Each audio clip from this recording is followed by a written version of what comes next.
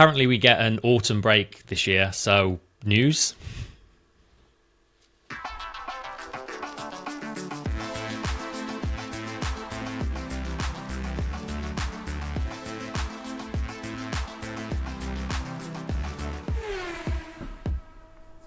Hello, welcome to Back of the Grid. I'm your host, Chris, joined as ever by Tom. Hello. And by Stu. Hi. We find ourselves in the midst of a month without F1 for no apparent reason. What is that? I mean, I said it last episode that was I in the last episode? Yeah, we had a week off. Yeah. Why such a long break? It's just so... Well, you have a theory, Chris. You think that they have a race that they wanted to slot into this gap, and it feels a lot like they were keeping like a gap free because they had like something in the works and it didn't pan out, or I don't know. It just seems a very bizarre way of planning a season. But yeah, maybe it's the Chinese Grand Prix late cancellation contingency. Maybe that's what it is. Maybe actually, just in case to they need to rearrange. Fulfill the quota not impossible. All the races, yeah. And a gap that could have like championship connotations. Like it's not very often that you get towards the business end of the season and then suddenly give everyone, because bear in mind, the summer break, everyone has to shut down the factories. This is just a month where everyone can go back to the factories and work on stuff. Like how much car development's going on at this point in time probably varies between the teams, but I would say, but even so, it's an unusual just gap of factory time they have. Right. So like as well, like if it isn't for a contingency for China, maybe cancelling at the last minute, which it never did, or just if they didn't lose out on a race that they were expecting to get, then why? I mean, I get that they want to end on maybe they want to end on two triple headers, but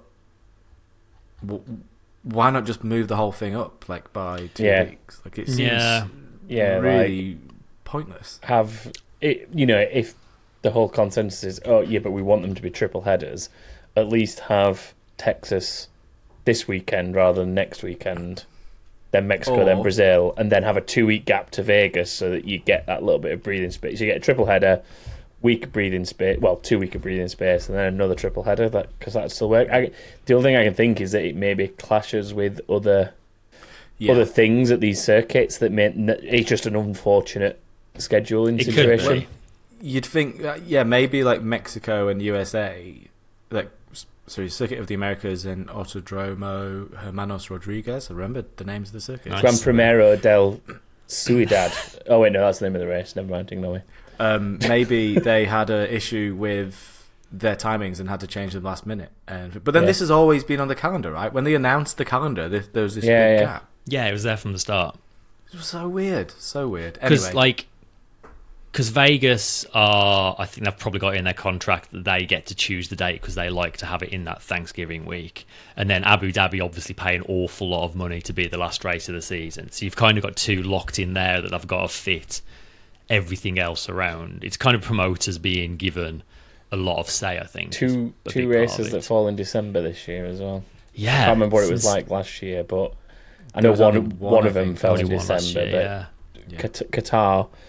I mean, the whole weekend doesn't fall in December, but the race day is 1st of December, so you've got two, which is crazy how close we get to Christmas now with this. Yeah, I remember the 2021 year when I was working there. I couldn't there was literal I'd finish a shift and there was frost on my car. Yeah, at the end of my shift. Just doesn't feel right, does it? Dhabi. Yeah, because it was so late. I think it was second week into December that year, and it was just next thing you know, it's Christmas, and next thing you know, it's car launches. It just all rolled by so fast. So, yeah, weird world we're living in weird time. Calendars. Shall we do some news? Yeah, I mean, this barely counts as news, but it has been obviously confirmed since we last spoke that Liam Lawson is going to be taking over from Ricciardo at RB for the final 6 rounds of the season. I mean, are we looking at this as anything other than a kind of extended job interview for a Red Bull seat? I I can't see I another think- reason to make that swap at this Yeah. point in the season. I think the job interviews happened, and this is just prep for the Red Bull seat next season, if anything.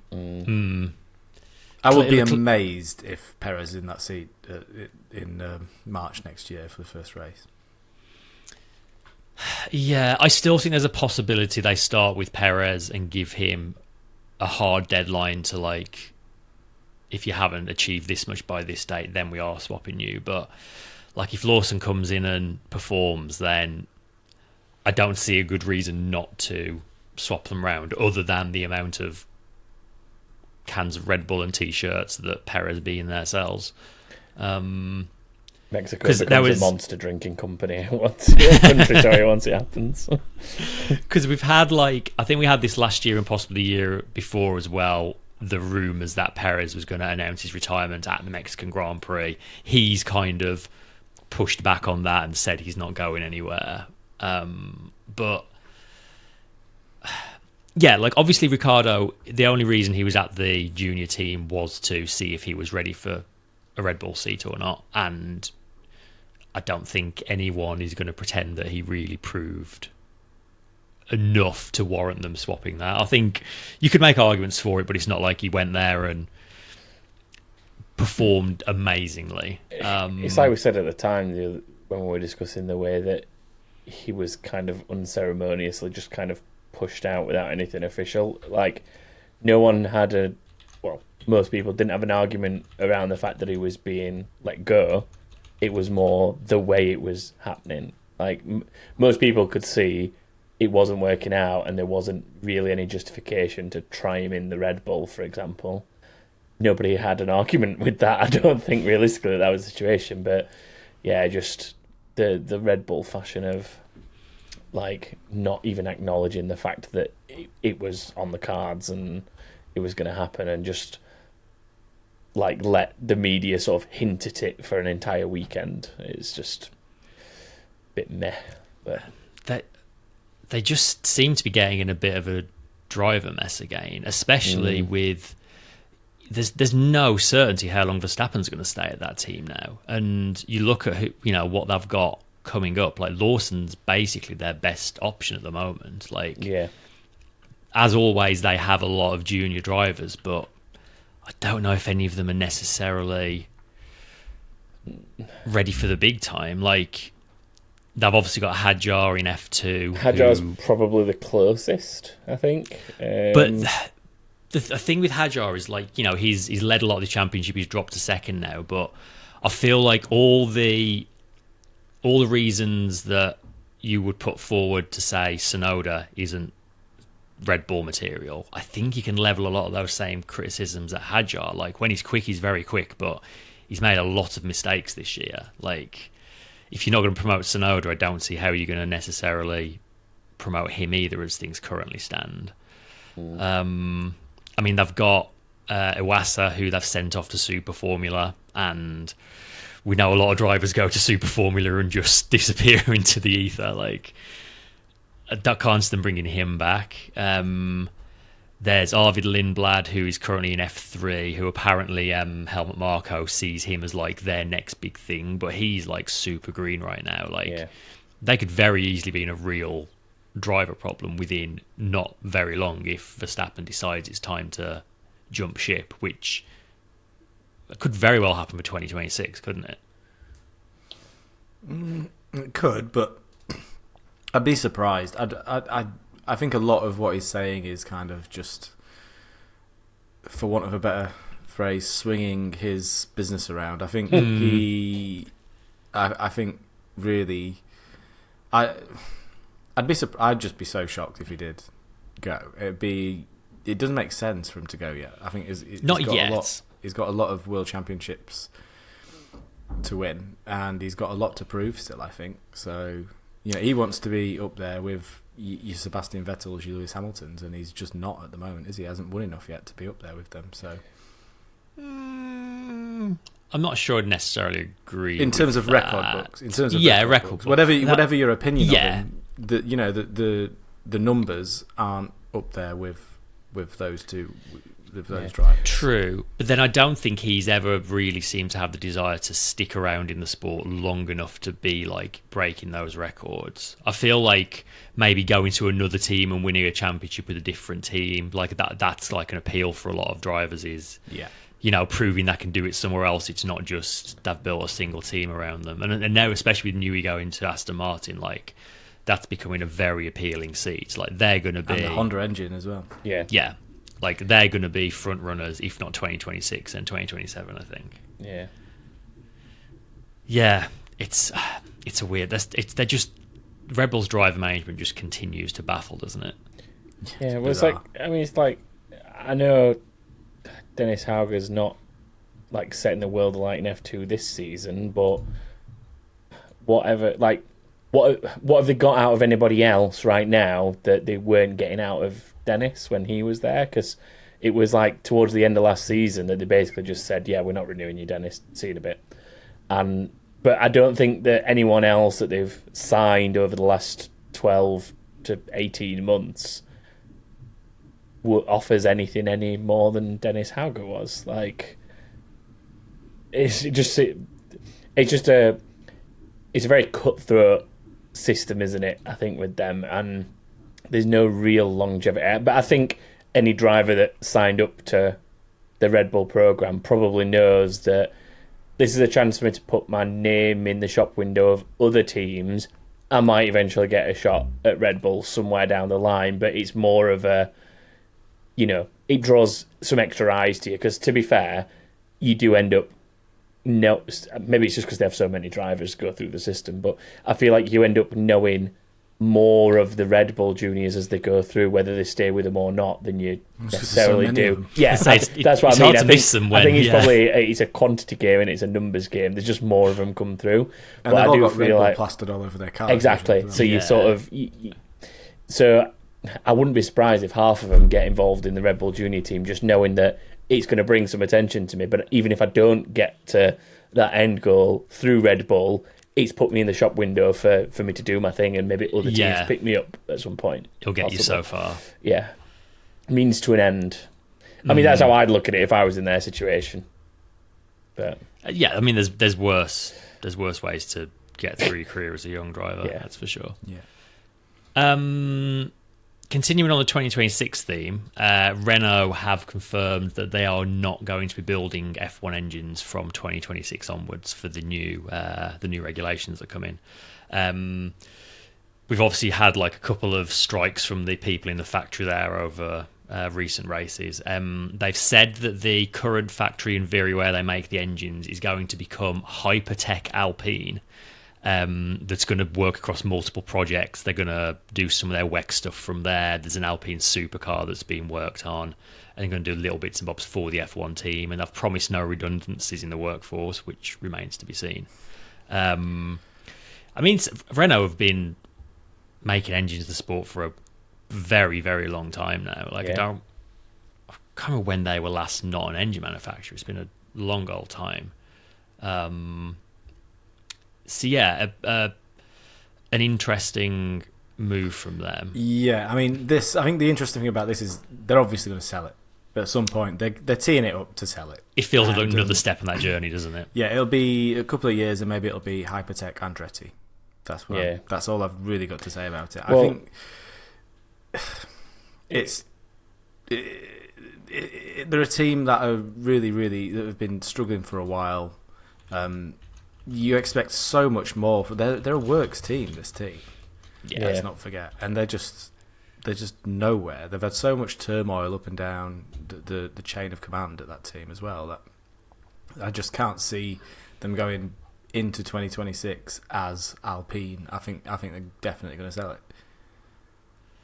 It feels that way, doesn't it? And obviously that leaves Alpine without an engine for 2026. Supposedly they're talking to Mercedes, which, I mean, that's a bizarre combination. An Alpine Mercedes on the grid, that just feels...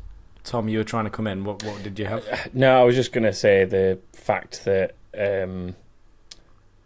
they've already had like these buy-ins to Alpine as a team probably suggests that Renault as a higher business I mean, the fact that they took the Renault name off it, I don't think that there was ever anything in the fact that we're going to try and promote the Alpine cars. Like nobody's genuinely looked at the Alpines and gone, oh, I'm going to go buy an Alpine road car now that I know that they exist. Like the people that bought Alpine road cars went out of their way probably to buy Alpine road cars and still do. Like it's kind of a bit of a niche purchase, and I don't think it was ever really the marketing thing. I think it was Renault gradually making these steps, because they changed the name and went under the Alpine brand.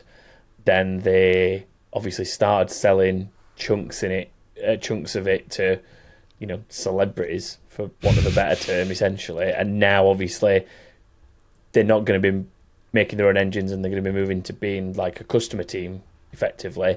It's just a very long, drawn out process of Renault deciding that they don't want to be in the sport anymore. It's okay, they'll be in the Premier League in a couple of years. Yeah. Sarah in the Discord chat has just said people buy Alpine road cars despite the F1 team, not because of them. Yeah. To be fair, that Alpine road car is sick. It's a really, really good car. It is a cool car. It's about time they got around to designing a second car, though, isn't it? Yeah. I once met one of the blokes who tested that car, the road car, the road car.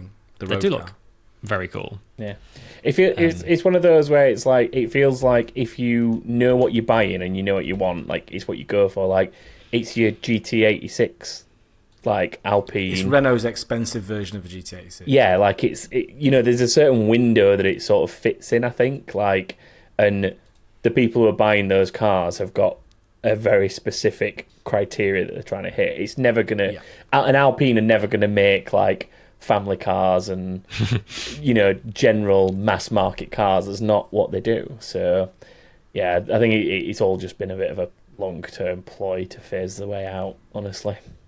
Oh yeah, absolutely.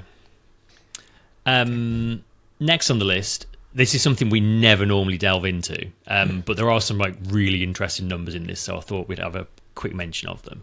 So Williams have posted their 2023 financial reports, which includes a loss of £84 million, which is a big old chunk of change. The team, though, have said that's exactly what, like, it's in line with what they expected. That just is, but they basically said that shows how much money we are pumping into facilities and infrastructure and stuff, and that their improved results is like demonstration of that.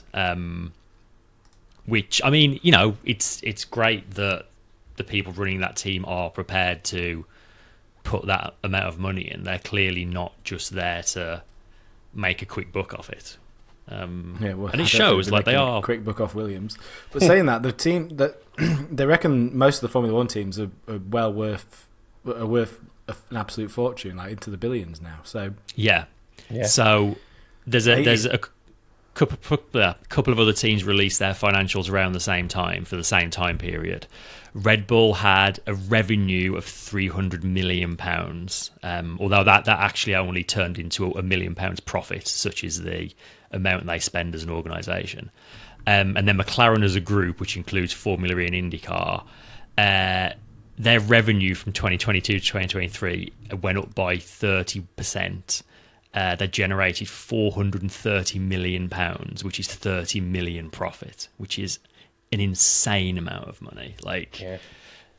Then again, we know Zach Brown is good at slapping a sponsor on every surface possible, and I mean, it's a demonstration of that, isn't it? Well, they've even got those screens in the by the head restraint where you can change the name of the sponsor, don't they? I'd be very interested to know, out of that 30 million, how that breaks down between the IndyCar entries, the Formula E entries, and the Formula One entries, and where in the P&L each sector sits, because at some point it would potentially look like other series are essentially making profit to fund another, which is fine if that's that's why teams enter multiple series, isn't it? You ultimately, like, I don't know, like you look at teams that are in, like, say, a Formula 2, but they also run a team in Formula 3.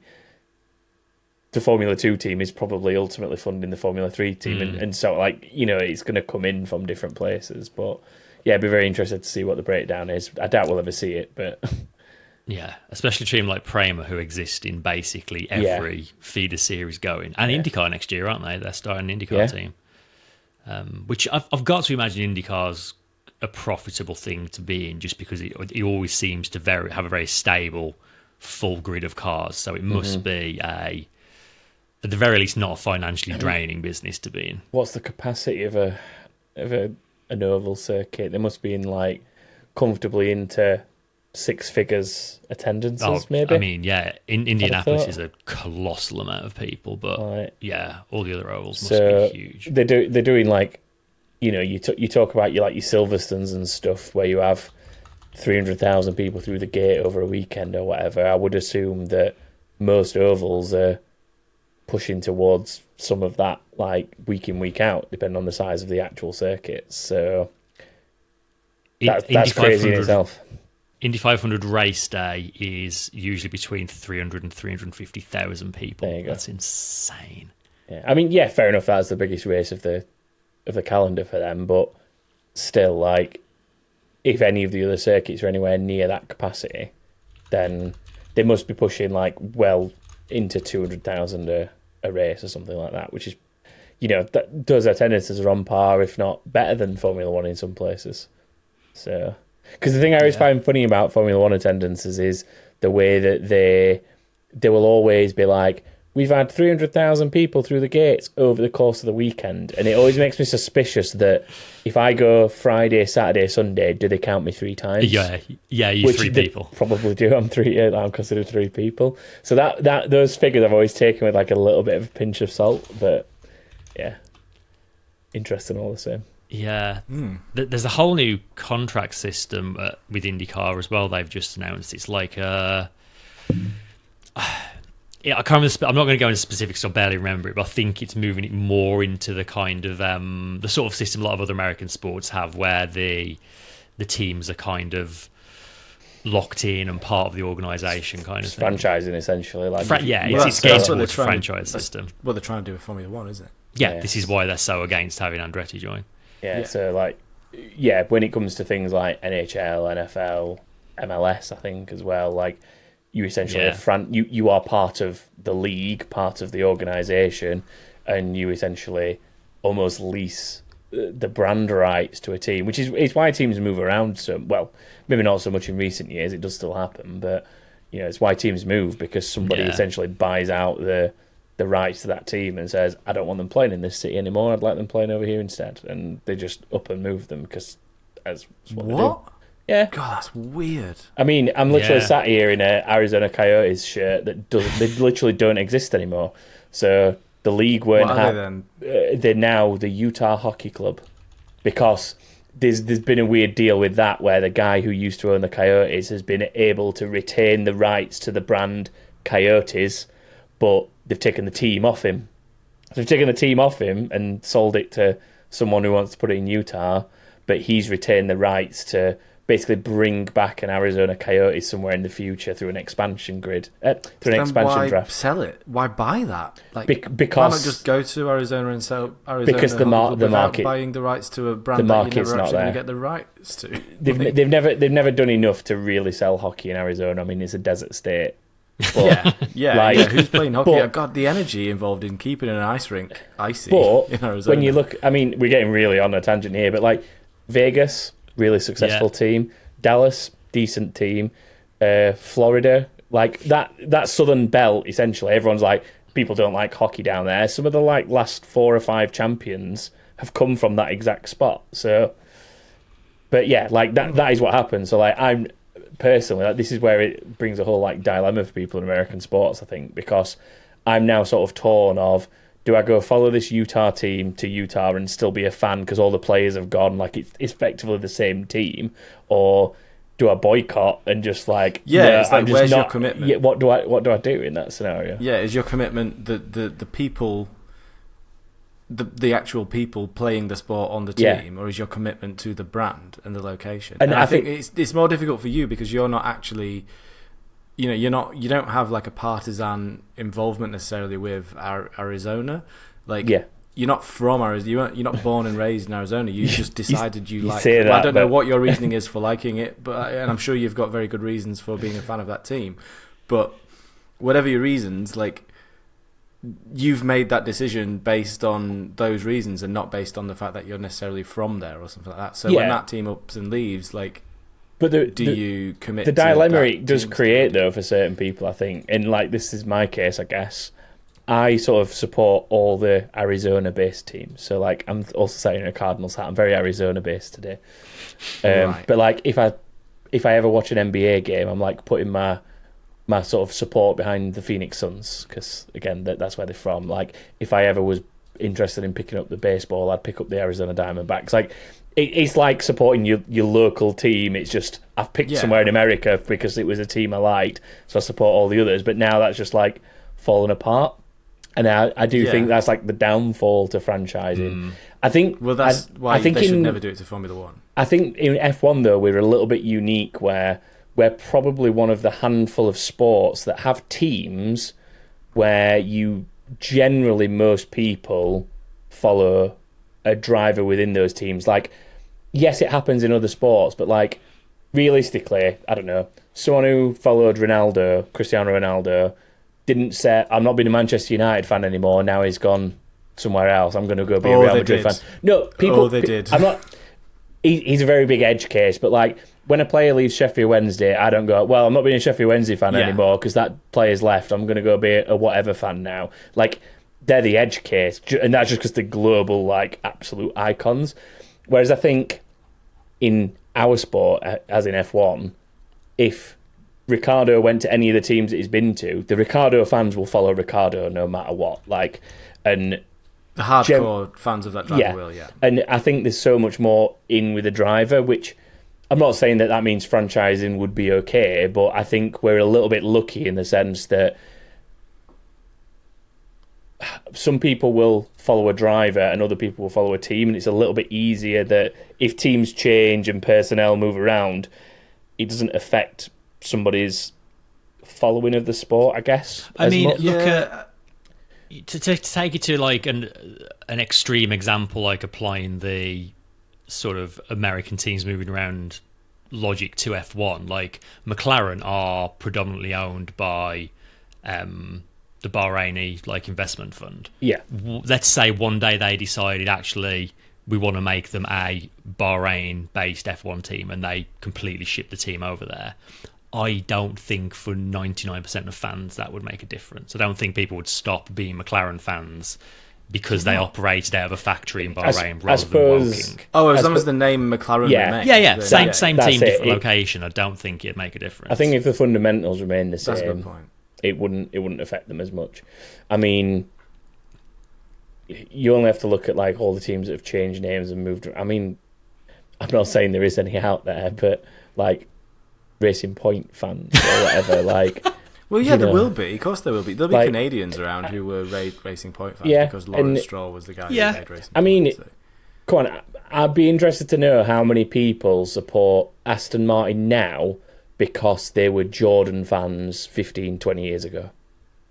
Like, and they've seen it through. Like, I'm not saying it's going to be, they don't exist, but I would be interested if there is people out there that were like, they were Jordan fans. That was sort of the team that they got attached to. Because that does happen as well. You get attached to a team, like, say, through a driver or through watching them. Like, if you were watching in the mid-90s after Hill went over there, loads of Brits probably got behind, like, Eddie Jordan, happy-go-lucky Irish guy running his team, getting his British world champion sat in the car. Like, and a lot of people have probably gone, I like this team, and then potentially followed them through. But whether they've stuck with them all the way to this point is another matter. It is interesting. It's like another one is how many people are Mercedes fans now because they were Honda fans back in the Honda or Tyrrell fans. Oh yeah. Braun fans maybe, but like Honda or Tyrrell fans now.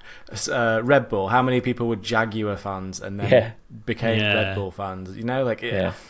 Yeah. But then isn't it? F1 also just has constant changes of teams and identities more than any other sport as well, I suppose, don't they? Yeah. Or motorsporting, I suppose, is pretty unique in that. I think they're different. I just wouldn't like. What I don't like about the franchise system is the way it locks out the potential to expand the grid. Yeah. Like, that's the real issue I have with it. I'd love to see. Well, it should be a 26 car grid. Remember, we've got room for 3 more teams, and we don't have it because and if they turn it into a franchise system, we never will have it because we'll never fill up the grid with 26 cars. When you watch an F2 start or an F3 start, and you've got all those cars on the grid. Yeah, it's really exciting to see that many cars starting a race. And I remember when it came down to, I've said this so many times on this podcast, I remember when it came down to 20 cars, the grid just looks empty compared to other motorsports.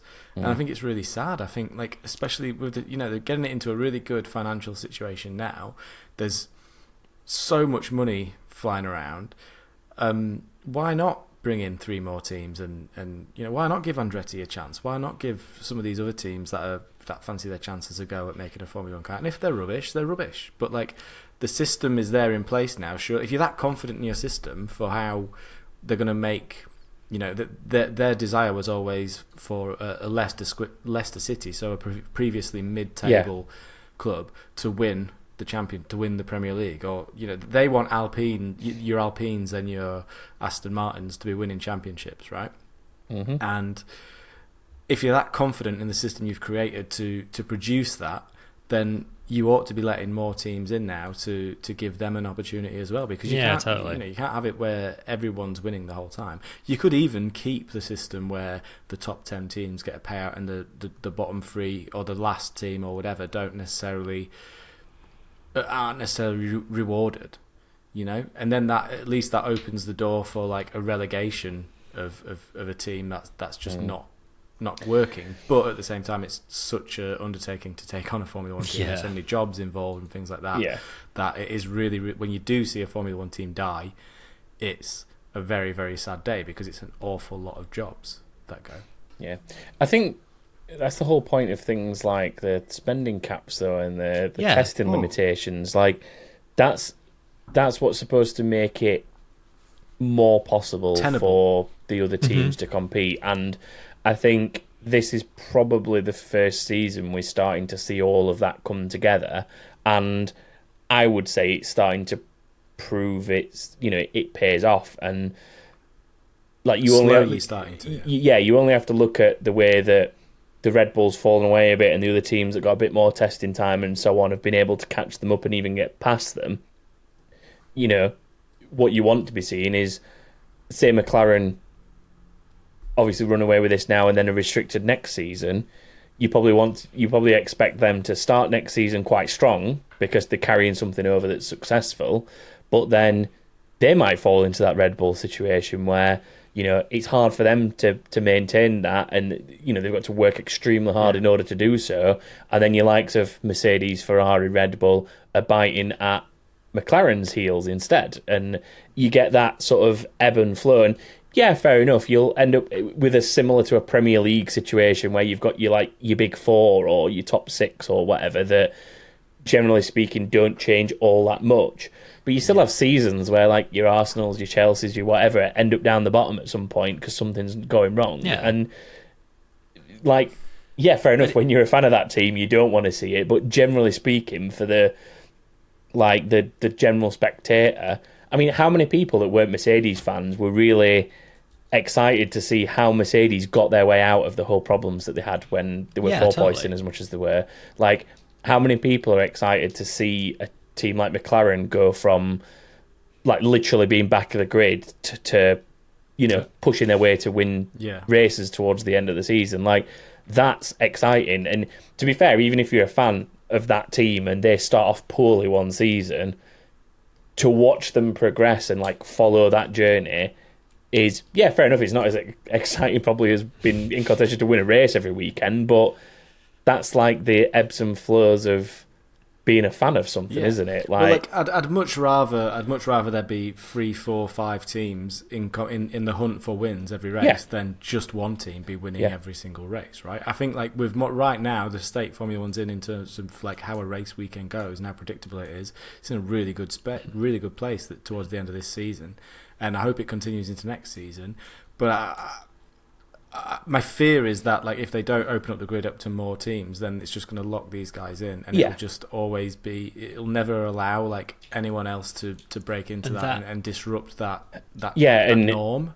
Teams are always, anyone that does want to come in is always having to take over another team. Like look at the Audi situation. Audi aren't coming in as a team; they're just taking over Sauber. And you know, if somebody does come in like Andretti, they're potentially not going to be entering their own team. They're going to be taking over what was Alpine at the time. Like, I'm not saying that is going to happen, but it's looking potential. It might. It could. Yeah. It looks like. Well, if you're Andretti, you're looking at that thinking, you're rubbing your hands together, aren't you? You're like, oh, there's a way in, maybe.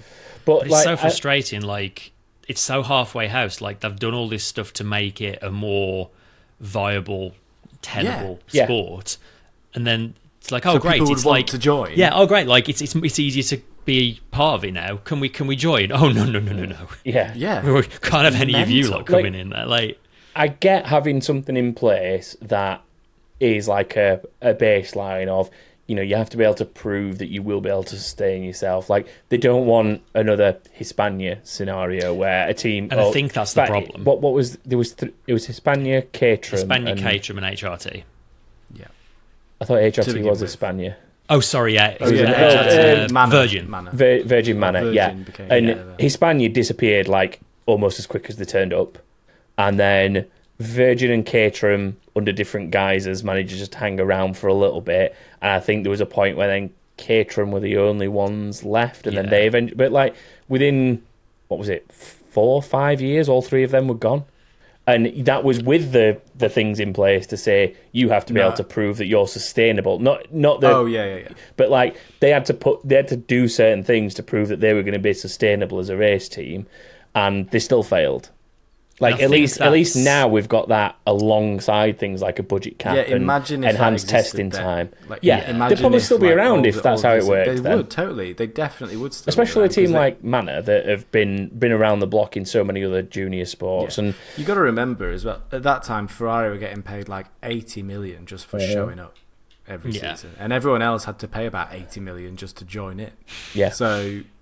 Like it was so unbalanced back then, and I think now, like it is in a better situation. It is possible for teams to come along and, you know, maybe not. You're never going to come along and be like super competitive straight away, unless you like sort of do the old buy as many parts from Mercedes, Ferrari, Red Bull as you can kind of thing. But even then, you're not going to be winning races, and you even then though you still want to see new. You want a full grid. The minimum should be a full grid, and we don't have that at the moment, and they won't, and they're refusing to let people in. I think the whole like period with what was it, Caterham, Virgin, and HRT. I think that's like a big part of the problem. Like it seems like they're afraid of the same thing happening again, and it's not a good look for a sport for teams to come in and then just collapse and go out of business. But like. They've built these things now to make that less likely, and it's like they've not got enough faith in their own system that they've built. It's very frustrating. Yeah. Next because it would also give more seats for rookie drivers. Speaking of, unfortunately, there was a F1 commission meeting in the last week or two where it was decided that the post-season rookie race is going to not happen this year, and they're going to postpone it until 2025. Well, colour me surprised. Which they decided due to timing and organisational constraints. If only they just had a month where literally nothing else was happening, where they could have done that organisation. I mean, the last time we talked about this, we talked about literally how easy it would be to put the race together if they did it during the rookie testing weekend. They make it sound like it's like happening in a fortnight. Like, it's because I'll tell you what it is. It'll be because they'll have to update all of the Formula One graphics, all of the names, all everything on the TV side of it. And it's just big ask right at the end of the season. No, it's a big ask at the end of the season for the team, because it's like, you know, everything has to be done a certain way and stuff like that. So I reckon that's got probably a bit to do with it. I also wonder if the teams that do not have rookie drivers next year were maybe a little bit hesitant to allow the teams that do have rookie drivers a kind of free race to get their eye in a little bit. Like, Yeah, because but Antonelli would have surely been eligible to do this. Ollie Behrman would have been eligible to do this. If I were, say, Ferrari, I'd be like, do I want one of my rivals, new rookie driver, getting a risk-free Grand Prix to get some practice in? Probably not, especially when that's easy testing enough is so closed limited. off, though, isn't it? I think because in the same way that once you've started so many Grand Prix, you can't be considered a rookie for the rookie tests. You could just basically say, well, if you've already started so many Grand Prix, i.e. Ollie Behrman, you're not eligible for this race, and if you've already got a pre-existing contract that starts next season, you're not eligible for the... Like, it's a pretty easy loophole to close and just say you can't be due on the grid next season and you can't have already had so X number of appearances outside of free practice sessions. Yeah. So it closes that door quite easily. I'm sure they'd find ways of weaseling around that. If a Red Bull can return to a garage on the back of a truck under its own power, then Kimi Antonelli can start the rookie Grand Prix race, even though he has a contract for next season, even though you're not allowed to if you've got a contract next season. He's not actually got a contract next season. He's just turning up. They'll amend the contract to say, he's got a contract as a... It's a preliminary contract. It's not a set contract. They'd do something along those lines to get around it if they needed to. Discord have just said Alonso would probably be eligible. Famous young driver, Fernando Alonso. There's a couple of other things in that F1 Commission meeting that basically they kind of decide on stuff that then goes to the World Motorsport Council.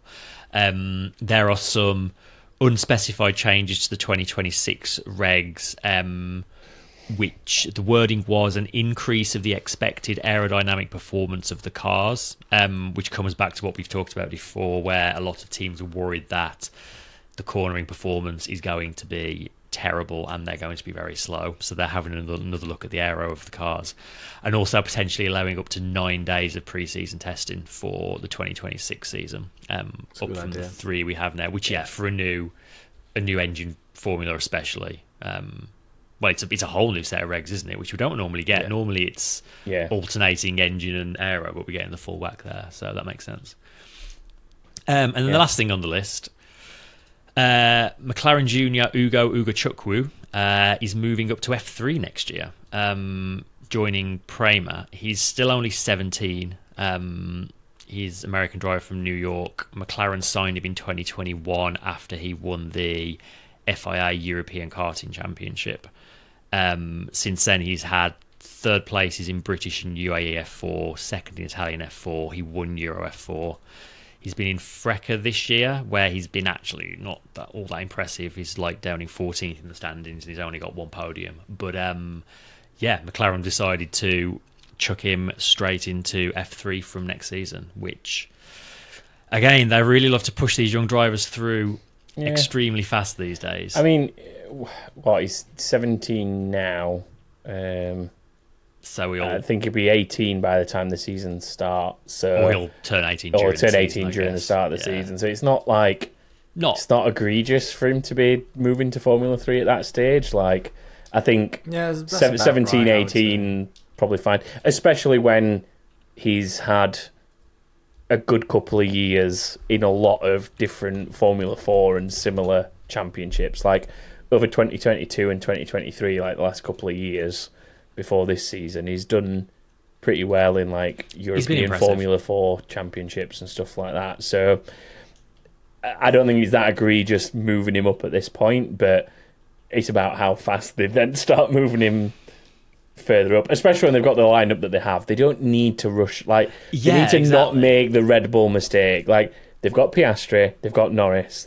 Keep those two happy, keep those two performing. You can let Ugo build himself up season after season.